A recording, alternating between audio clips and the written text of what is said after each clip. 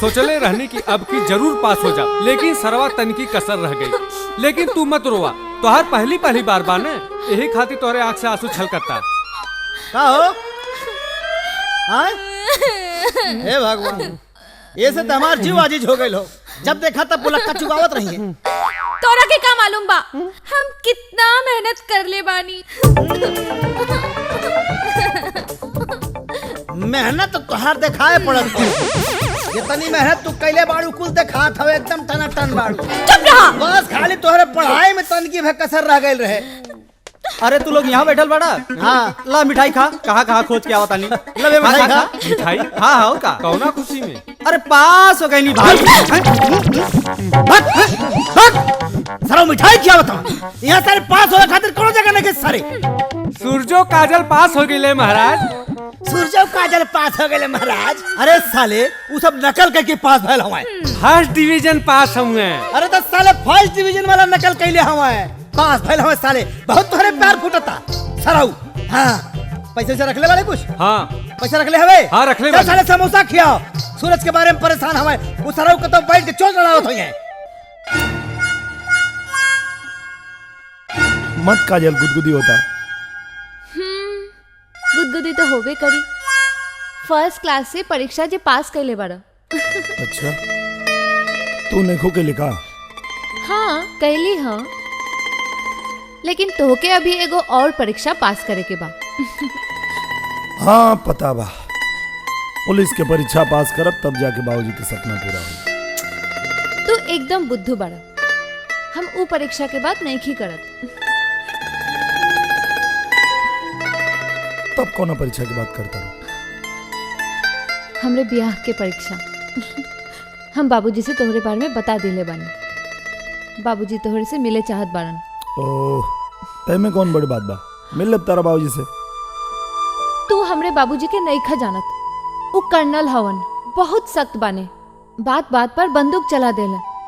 काजल, जब हम अपना प्यार के बंदूक चलाई तो तुम्हार बाबूजी बंदूक चलावल भुला जी। अच्छा तोहरा के डर नहीं खिलागत? प्यार कैली त डर कौना बात के हो, प्यार कैली त डर कौना बात के। तो तोहरे नाम सूरज हो? जी सर। पुलिस ऑफिसर बने के तैयारी करत बाड़ा? हाँ जरूर, हमरे बाबूजी की इच्छा है कि हम पुलिस में भर्ती होगी। आजकल हमरा बेटी काजल के संगे बहुत घूमत फिरत बाड़ा। ना सर। बताओ सर। शट अप, बात पूरी होके दे। प्यार करेला काजल से? ना सर। नहीं?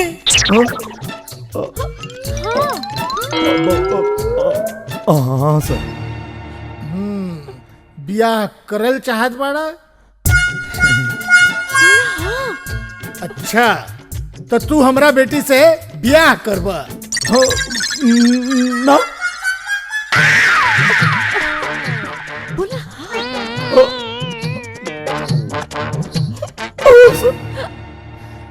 ई का हाँ नहीं लगोले बाड़ा। सीधा जवाब द, हाँ या नहीं।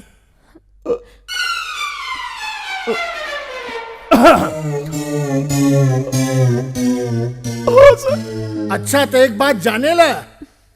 कौन सर? हुस्न कहता मोहब्बत के दीवानों से। वाह वाह वाह वाह वाह वाह। मेरी गलियों में आना कफन बांधकर। कहाँ सर? कफन? हाँ कफन। कफन? इश्क बाजी करेगा वही नौजवान, जान बाजी लगाएगा जो शादी कर। यस।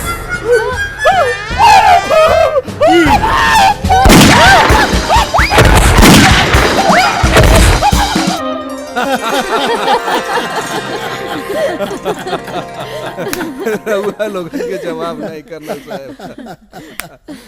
बाप रे।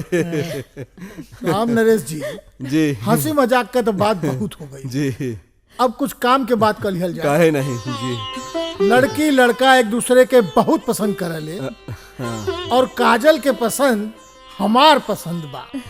जी और कोनो अच्छा सा मुहूर्त देख के इनके लगन कर दिहल जाओ।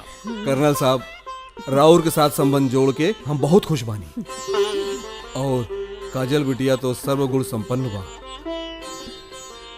हमारे बस एक ही इच्छा बा कि हमार सूरज पहले पुलिस इंस्पेक्टर बन जाए, फिर होकर शादी होखी। अरे भाई, ये तो बहुत अच्छी सोच बा। आपन गृहस्थी बसावे खातिर पहले अपना पैर पर खड़ा होकर बहुत जरूरी बा। चली, हम आपकी बात मान लेता नहीं, लेकिन एगो बात आपके हमरो माने के पड़ी। हाँ हाँ, काहे नहीं भाई। हम चाहता नहीं कि काजल के और सूरज के लगन आज ही कर दिया जाए। अरे आप तो हमार मुंह के बात छीन ले ली। मुंह मीठा कर।